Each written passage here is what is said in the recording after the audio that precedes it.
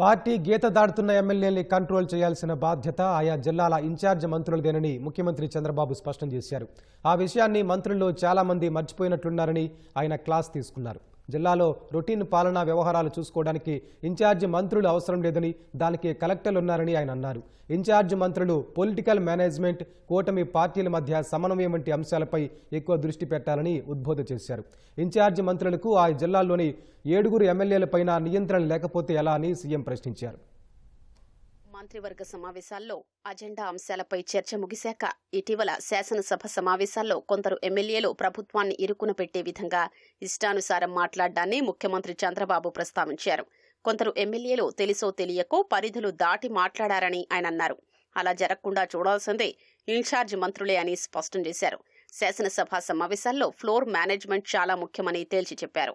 ఆ బాధ్యత ఇన్ఛార్జ్ మంత్రులు తీసుకోవాలని సీఎం స్పష్టం చేశారు. శాసనసభ సమావేశాలు ముగిశాక ఆ ఎమ్మెల్యేల్ని ఇన్ఛార్జ్ మంత్రులు పిలిచి మాట్లాడారా అని ఆరా తీశారు. మంత్రులు వారి శాఖలకు సంబంధించి ఎలాంటి విమర్శలు రాకుండా చూసుకోవాలని, ఒకవేళ వస్తే వెంటనే స్పందించాలని తెలిపారు. రాష్ట్ర ప్రభుత్వం నేడు ప్రారంభిస్తున్న ఆటో డ్రైవర్లకు 15,000 ఆర్థిక సాయం పంపిణీ కార్యక్రమానికి మంత్రులు వారు ఇన్ఛార్జీలుగా ఉన్న జిల్లాలకు వెళ్లాలని తెలిపారు. దానికి ముందు కొందరు మంత్రులు వారి సొంత జిల్లాల్లో కార్యక్రమంలో పాల్గొంటే బాగుంటుందన్న అభిప్రాయాన్ని మంత్రి లోకేష్ దగ్గర వ్యక్తం చేశారు. సీఎం ఆదేశాల మేరకు కేబినెట్ సమావేశం ముగిసిన వెంటనే మంత్రులు ఆయా జిల్లాలకు పయనమయ్యారు.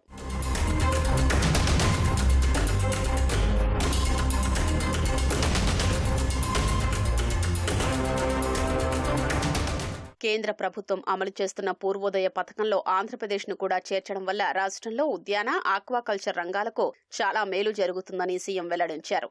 ఆ పథకం కింద వచ్చే 2-3 ఏళ్లలో రాష్ట్రానికి 60 నుంచి 65,000 కోట్ల ఆర్థిక సాయం అందుతుందని వివరించారు. ఇటీవల ఢిల్లీలో కేంద్ర ఆర్థిక మంత్రి నిర్మలా సీతారామన్ను కలిసి పూర్వోదయ పథకం కింద రాష్ట్రానికి ఎక్కువ నిధులు కేటాయించాల్సిందిగా కోరినట్లు తెలిపారు. సమర్థ జల నిర్వహణతో రాష్ట్రంలోని రిజర్వాయర్లను సగటున 93% నింపగలిగామని, ఇలా చేయగలగడం చరిత్రలో మొదటిసారని అన్నారు. జలవనరుల శాఖకు అభినందనలు తెలియజేశారు.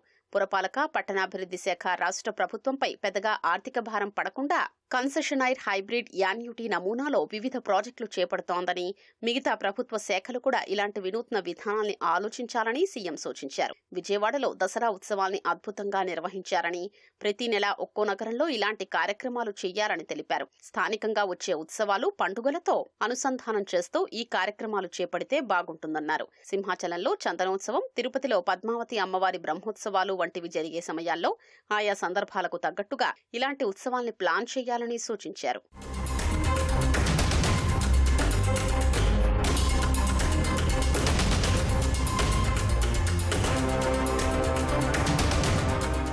పట్టణ, గ్రామీణ ప్రాంతాల్లో పశువులకు హాస్టళ్లు ఏర్పాటు చేయాలని సీఎం సూచించారు. అక్కడ దాణా వంటి సదుపాయాలన్నీ కల్పించాలన్నారు. పశువుల్ని సాకుతున్న రైతులకు ఖర్చు తగ్గించి ఆదాయం పెరిగేలా హాస్టళ్ల నిర్వహణ ఉండాలన్నారు. కడప జిల్లాలో జిందాల్ ఉక్కు కర్మాగారంలో 2028 కల్లా ఉత్పత్తి ప్రారంభించేలా చూడాలని సీఎం స్పష్టం చేశారు. ఈ నెల 16న శ్రీశైలం, కర్నూల్లో ప్రధాని నరేంద్ర మోదీ పర్యటనను విజయవంతం చేయాలని ఆదేశించారు. ఆయా జిల్లాలకు చెందిన మంత్రులు, అధికారులతో దీనిపై విడిగా మాట్లాడతానని సీఎం తెలిపారు. జీఎస్టీ సంస్కరణల వల్ల కలిగే మేలును ప్రజలకు వివరిస్తూ చేపట్టిన కార్యక్రమాల్ని మొదట లోక్సభ, శాసనసభ నియోజకవర్గాల స్థాయిలో కొంచెం పెద్దగా నిర్వహించి అప్పుడు క్షేత్రస్థాయికి వెళితే మరింత ప్రాచుర్యం లభించేదని మంత్రి మనోహర్ అభిప్రాయపడ్డారు. మంత్రివర్గ సమావేశానికి 4 మంత్రులు హాజరవలేదు. పయ్యావుల కేశవ్, సత్యకుమార్ యాదవ్ జ్వరంతో బాధపడుతుండటంతో సమావేశానికి రాలేదు. టీజీ భరత్, గొట్టిపాటి రవికుమార్ విదేశీ పర్యటనలో ఉండడంతో హాజరవలేదు.